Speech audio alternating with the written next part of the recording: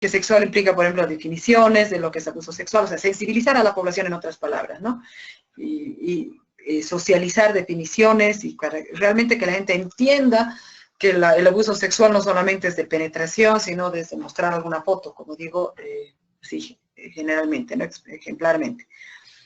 Mostrar las diferentes tipologías del abuso sexual, y no solamente infantil, sino también para adultos, indicadores que favorezcan la detección, o sea, lo que les mostraba hace un rato, de cuáles podrían ser los síntomas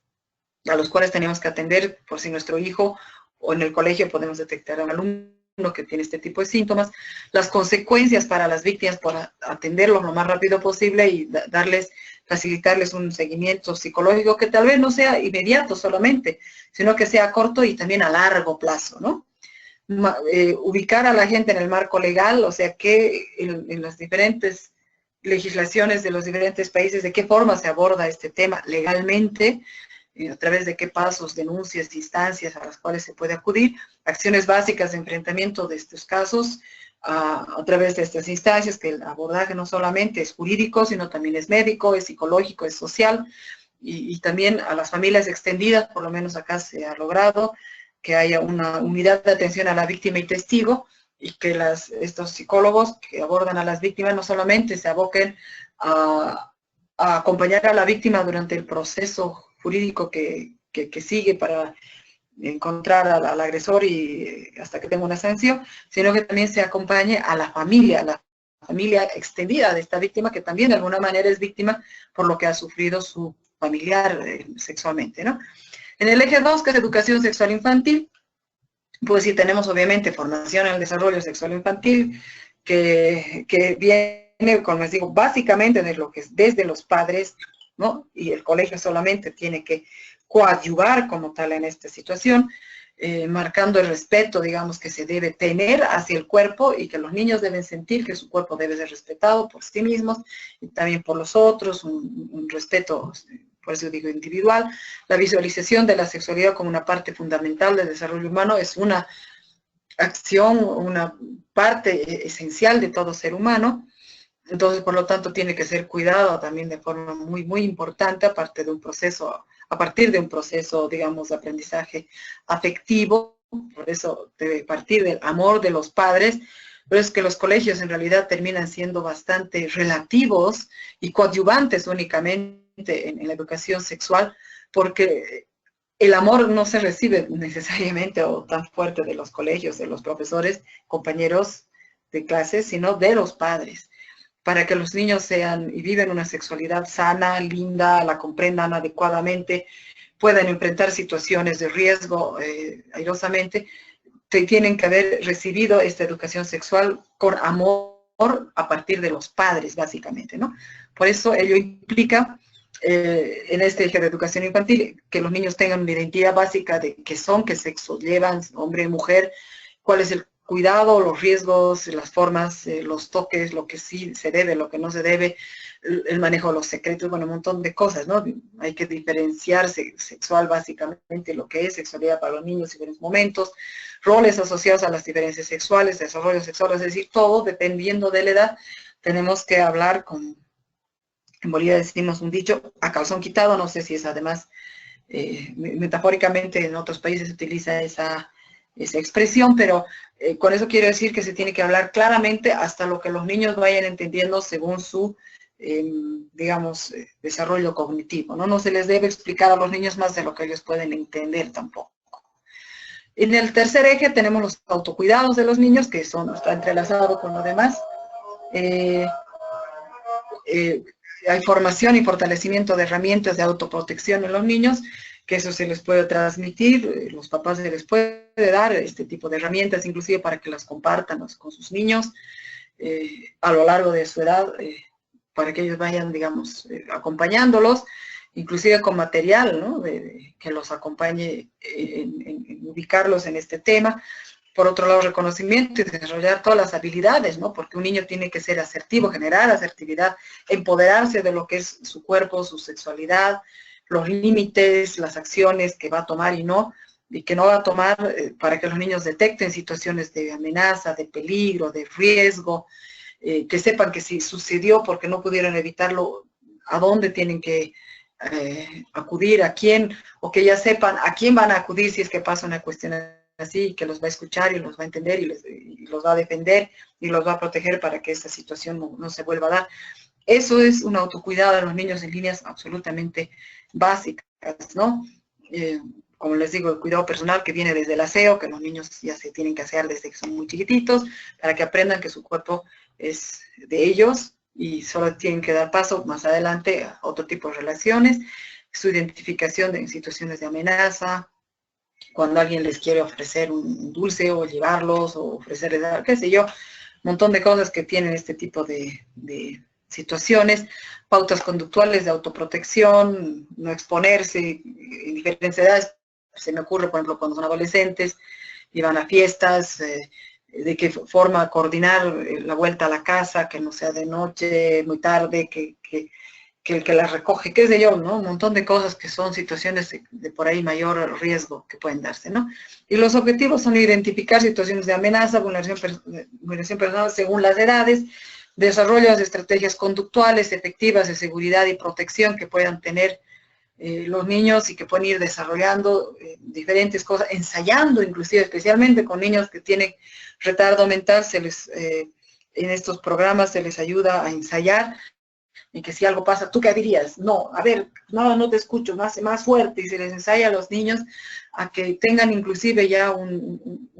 una reacción o unas palabras o que sepan qué decir en una situación de ese estilo, y con eso se los desensibiliza hacia este tema, y se los sensibiliza las dos cosas desde los diferentes puntos de entendimiento que se pueden tener, ¿no? Y bueno, con ello también tenemos ejemplos, digamos, que se pueden tener como temas para talleres que se puede dar. Ya les digo, y talleres que se les puede dar a los padres para que los padres repliquen a los hijos, o que en los colegios coadyuvantes, como forma coadyuvante se les dé a los niños, pero lo mejor es que se los den directamente los padres. Se toquen temas como lo que es el cuerpo, lo que es el abuso sexual, lo que es un soborno, no te voy a, si tú haces esto, yo te voy a comprar tal cosa, te voy a regalar tal otra, o que los niños entiendan lo que es un secreto. Hay secretos que son buenos, secretos que no son buenos, porque los padres siempre les decimos que los secretos se respetan y nunca se los debe violar, y de repente el violador le dice, este es nuestro secreto, pucha, ese niño ya está en una crisis existencial, porque claro, le han dicho que los secretos se respetan, ¿no? Y por eso es que hay que enseñarles a los niños que hay secretos buenos y secretos que no son buenos.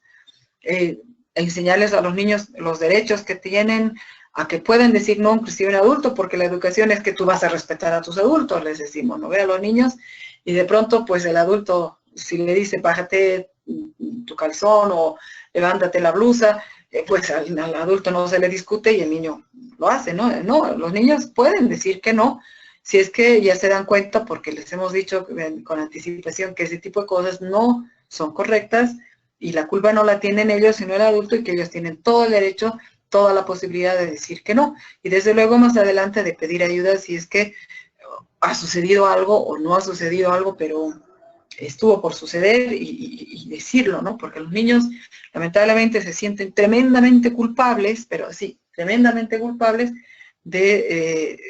de haber sido víctimas, cuando en realidad ellos son las absolutas víctimas, ¿no? Pero cuando uno habla con niños que han sido agredidos sexualmente, es uno de los problemas con los que me enfrento muchas veces, que el niño se siente culpable y dice, es que si yo no hubiera salido, es que si yo no lo hubiera hecho caso, es que si yo le hubiera dicho a mi mamá,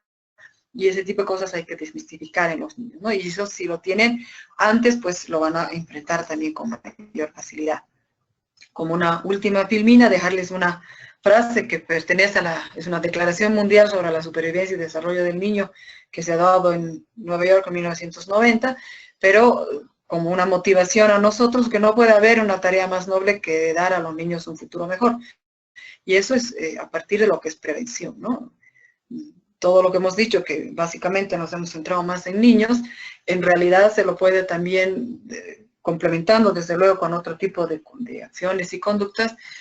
aplicar a personas adultas, porque en realidad ya es casi una prevención tardía el trabajar con adultos, pero no por ende no útil. Por ejemplo, en la maestría que realicé en Alemania, trabajé con muchos asesinos, y me acuerdo que uno de los 64 asesinos que había matado en diferentes contextos, y un tercio del contexto de estos asesinos era porque o sea, en contexto sexual, que luego de haber violado, habían matado a sus víctimas, ¿no? Y realmente una de las cosas que saqué es que la reacción de la víctima violada ha tenido tremenda influencia sobre el actor para la muerte, no para la violación. O sea, o en grado pequeño para la violación. Digamos, si se pone muy nerviosa, si grita, esas cosas, desde luego que alientan sin querer por la adrenalina al agresor, pero para que sobreviva después de la violación la víctima, realmente ahí es, claro que no es culpa de la víctima en el sentido que la vamos a culpabilizar, pero su reacción he visto en la mayoría de mis agresores sexuales,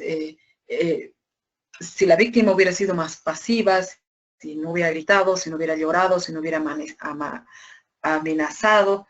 y una serie de conductas que, bueno, son naturales a una situación de ese estilo, hubieran sobrevivido por lo menos a la violación, ¿no? Son temas que son muy complejos de analizar, pero es un tema muy interesante para hacer prevención también en personas adultas, mujeres,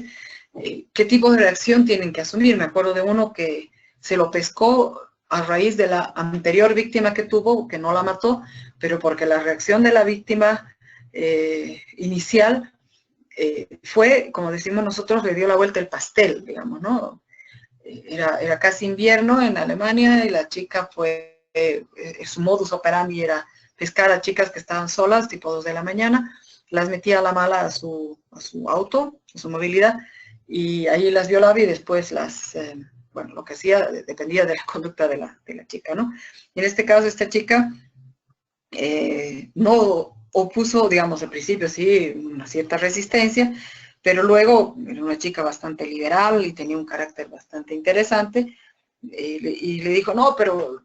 pucha, yo también soy una mujer con necesidades, pero no lo hagamos aquí en tu auto, más bien porque no vamos a tu departamento o al mío, y qué sé yo, ¿no? Y el otro se desesperó por la acción, digamos, que poco le dio la vuelta el pastel a la chica, le bajó demasiado la adrenalina, porque ella no ponía resistencia, más bien le decía un cambio de planes para la situación, y el tipo la botó, y no tuvo relaciones sexuales con ella. Pero unos días después tuvo reacción, y ella fue a hacer la denuncia a la policía y quedó registrado todo el asunto, el auto, la placa, la persona, etcétera, ¿no? Y un par de días después se dio una víctima donde la habría dejado a esta otra, ¿no? Y por eso lo pescaron al tipo. ¿Y por qué la mató? Y él me comentó justo eso, que a la otra no la había matado porque ni siquiera la había violado por la conducta que ella había asumido, digamos, como que se le bajó el entusiasmo, si vale el término, por la conducta diferente que asumió esta víctima, ¿no? En cambio, en la otra que la terminó matando, o sea, obviamente primero la violó por la adrenalina y después él me decía, pues tengo delante mío a la que puede denunciarme en esto, entonces como es la única testigo y encima se queja, grita, me amenaza, todo, mejor la mato. Eso es, digamos, una cuestión preventiva específica o ejemplar para adultos, ¿no? Usar este tipo de situaciones. Bueno, es lo que tengo hoy por compartir con ustedes. No sé si es que de alguna manera tal vez hubiera alguna por chat, alguna pregunta, si no, ahí abajo tienen mi correo electrónico para poder responder alguna pregunta, alguna inquietud que tengan ustedes, poder generar tal vez alguna red de prevención, no sé, las cuestiones pueden ir por muchos lados, ¿no? Por ese lado iría. No sé, Ernesto, ¿qué planes más tienes? Estoy aquí, a ver, si hay alguna pregunta, que levanten la mano, como saben, y yo lo voy haciendo pasar de a uno. Los habilito para poder hablar. Si hay alguna pregunta a la 1, si hay una pregunta a las 2, si hay una pregunta a las 3. Perfecto. No, lo tienen todo claro, Guió. Sí, o no entendieron nada. O no entendieron nada. No, bien, vamos a tomarnos 10 minutos de descanso una vez que despidamos a Guió. Muchas gracias. Te agradezco mucho, estuvo espectacular, yo estoy acá sin moverme y la verdad que me encantó como siempre, tus charlas me encantan, así que te agradezco mucho, un beso grande, Guío, y bueno, gracias por contribuir y colaborar con todos estos amigos que nos siguen y nos escuchan día a día. Nada más, si tenés algo más que decir o damos por terminado y descansan. No, agradecerte a ti, Gracias. felicitar nuevamente tu tremendo entusiasmo por esta ciencia y pues cuando quieras nos volvemos a encontrar y gracias también por Seguro. hacernos partícipes de las otras conferencias para que sigamos creciendo.